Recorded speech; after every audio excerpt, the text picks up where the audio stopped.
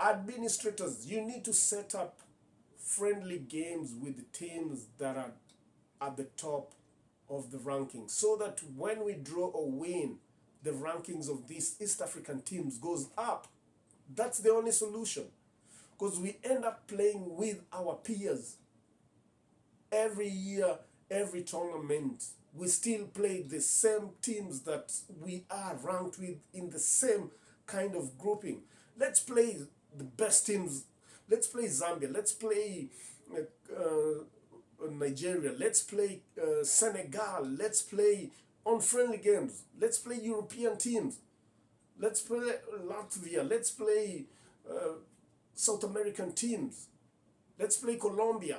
Let's play Venezuela. Play friendlies with teams that are ranked above you so that your rankings can go up. Sports mtaani, tunawasuka maneno michezo from the eye of the people. Henry back at it again with another video. Yeah, leo tunaongea sports. Africa, the biggest teams in each country were meeting at the preliminary rounds of the Champions League and the Confederation Cup. Wow. Remember the Confederation Cup and the Champions League. This is the biggest tournament for clubs in Africa, and it has big money to be won. The winner of the Champions League is paid $4 million USD. That's a big money. We know the current champions is Ahly from Egypt, and they were grouped to play with Gor Mahia. So unfortunate for the Kenyan club to meet the giants of Africa, who's dominated the event, won 12 titles so far. And Gor were unlucky to be grouped with Ahly, and they met in Nairobi for the first leg a week ago. What a game. The home team, the mighty Gor Mahia, fell 3-0 to the Egyptian club.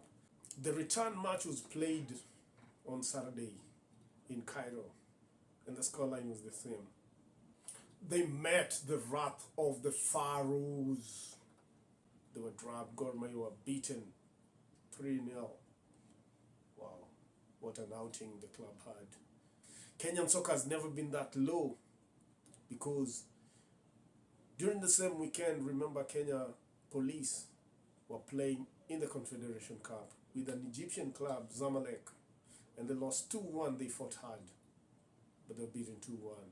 Jesse Were scored a classic goal that is reminiscent of any important goal you've ever watched internationally. Say that would be a goal of the tournament. But at the same time, Police lost at home when they played in Yao Stadium a week ago on Saturday, 1-0 to Zamalek. So it means all the Kenyan clubs that are playing were in contention in both the Confederation Cup and the Champions League have been knocked out once again. Remember, in the year 2023-2024, Kenya did not participate in this tournament because of the FIFA ban that was put on Kenya because of interference by the government on the affairs of the federation. Once again, Kenya is out for another 1 year. We await. For Tanzania and Democratic Republic of Congo, these two countries have always shown that when it comes to soccer in East Africa, their clubs are the best. They match toe-to-toe with any nation within the continent when it comes to club soccer. TP Mazembe from Congo, once again, has proved to be a giant in Africa when it comes to club soccer. They were grouped with Red Arrows from Zambia. Na kucheza na vijana. When it came to the pitch, they won away 2-0, only to come back home and beat the same team 2-1 to qualify for the group stage. Across the border in Tanzania, yes, Yanga was playing Nedbank from Ethiopia, and they made sure they showed their prowess. Wow, they won 7-0. Bao 7, 1, 2, 3, 4, 5, 6, 7 nunge. Hapo kwenye uwanja wa Taifa Dar es Salaam. Wow, mzinga baada ya mzinga. Mpira ilisukumwa na ikasukumika. Walichenga ikachengeka. Mabao ni 7 nunge. When they went to Ethiopia, which they played a week ago, they won 1-0. So 2 East African nations qualified for the Confederation Cup one more time in the group stage. This is money. Remember, in the preliminary stage, every team that gets there wanalipwa elfu hamsini, 50,000 USD for every team that qualifies in the preliminary stage. So that is like 136 million ya Tanzania, ama 6.4 million ya Kenya. So Gor Mahia, APR pia, they were playing there, wakangolewa. APR is a team from Rwanda. They were beaten by Pyramids kutoka Egypt. Now Arabu wamezoea teams za East Africa sana. We need to find out why. Because our Arabu Pyramids, yeah, APR wametolewa na Pyramids. Gor wametolewa na Ahly. Then when you look at Police, they've been knocked out with a team from Egypt too, Zamalek. And these teams zoea. Every time Kenya are pooled with these teams, or East African teams are pooled. I remember even last season. Yeah, come to think about it. Last season, Ahly were grouped with Yanga on the group stage. They beat Yanga 1-0 at home. Then, when they went away, they also beat Yanga 1-0 in Egypt. They later on met Simba. Yeah, they met Simba at the quarterfinals. Na akapiga Simba nyumbani 1-0. That's the quarterfinal. They're the team that knocked out Simba kwenye quarterfinals ya Champions League last season. Yes. Na akapiga 2-0 in Cairo. So, hizi teams za Egypt zimetuzoea sana. So, what's the solution? Nani ana solution ya venye tunaweza piga hizi teams za Egypt? Zimetuzoea. And why is it that tunagroupiwa East African teams is always grouped with Egyptian teams? Nakumbuka, when it comes to African Club Championship, the Egyptian North African teams has dominated this event. And every time we are grouped with them, these teams are hard to defeat, especially when you're playing in their home ground. Wakikuja East Africa, ni zile madiving, mafoul, manini, antiques. Man, so something has to be done, and that's why I keep on saying that East Africa, we need to improve on the rankings. To the administrators who are East African soccer, we need to push the ranking of the national teams. Kutoka huku number 98 where we are. Uganda is the highest ranked East African soccer playing nation. I believe they are 92th huko nyuma. Yes. Kenya, I think iko 98th. TZ, I think it's 100 and something. Rwanda, maybe 118.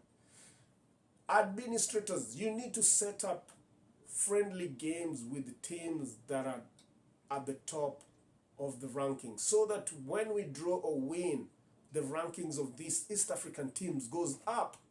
That's the only solution. Because we end up playing with our peers. Every year, every tournament, we still play the same teams that we are ranked with in the same kind of grouping. Let's play the best teams. Let's play Zambia. Let's play Nigeria. Let's play Senegal. Let's play unfriendly games. Let's play European teams. Let's play Latvia. Let's play South American teams. Let's play Colombia. Let's play Venezuela. Play friendlies with teams that are ranked above you, so that your rankings can go up. And when the time comes to be pooled, you're not pooled with North African teams, because these North African teams, we rather meet them on the group stage.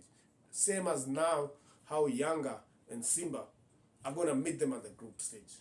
So that is one thing that we need to do.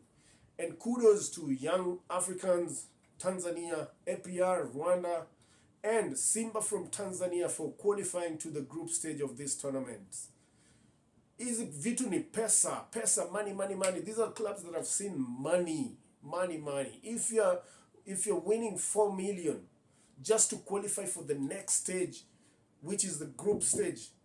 So kudos to young Africans from Tanzania. Kudos to Simba from Tanzania. And kudos to TP Mazembe for once again lifting the pride of East Africa to play in a continental tournament group stage.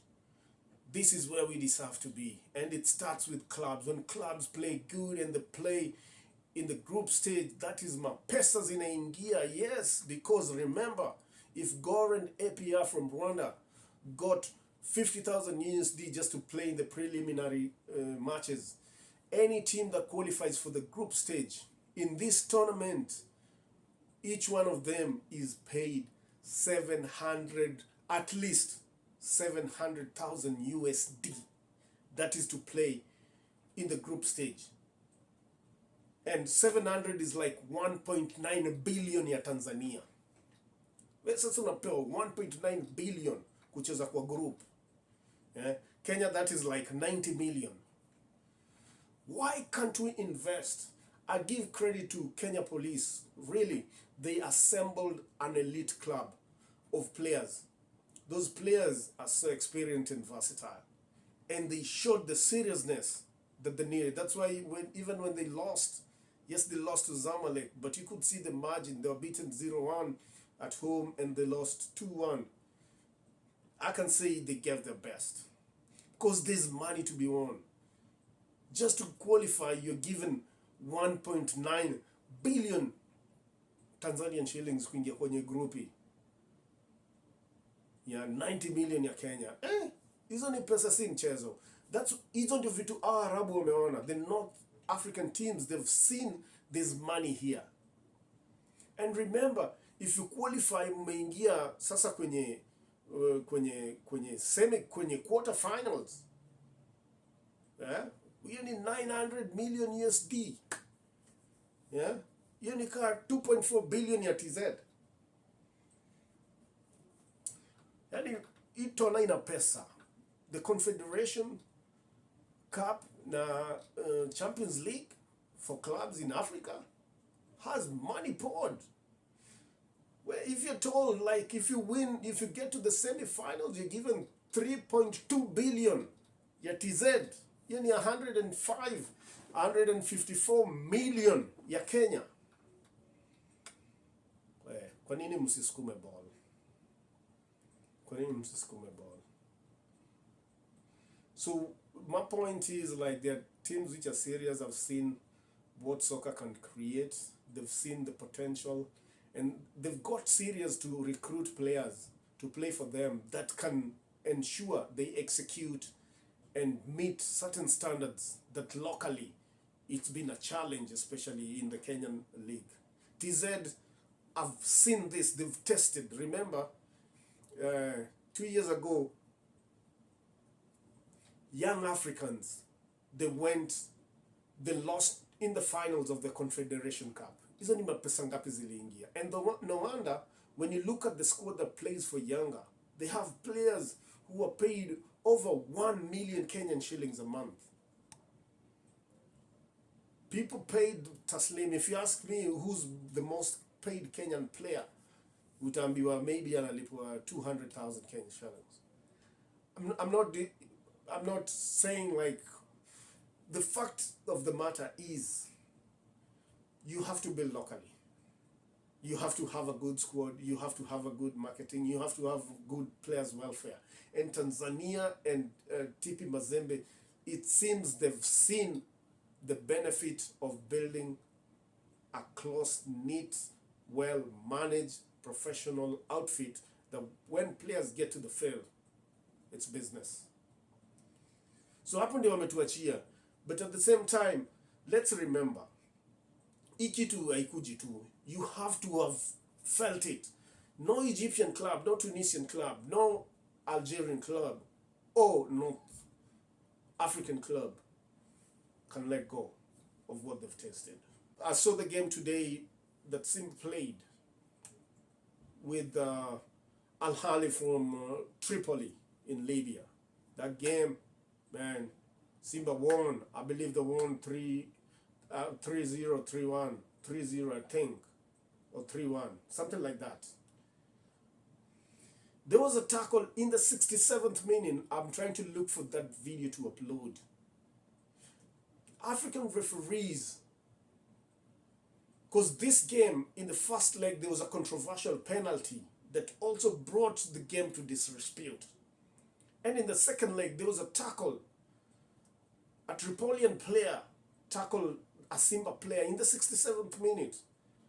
That was a career-ending tackle. Fortunately for the player from Simba, he was taken off the field, but there was no card shown. That's a straight red card. There are so many things we talk about when we come to officiating in the African continent that needs to be rectified. It is high time the federation took soccer seriously, especially when people have invested a lot of money like these clubs, Yanga, Tripoli, any club that's playing in the Champions League. You need to have top-notch officiation. And to that, I feel something needs to be done urgently. This is Henry, and I'm out. See you on the next one. Peace.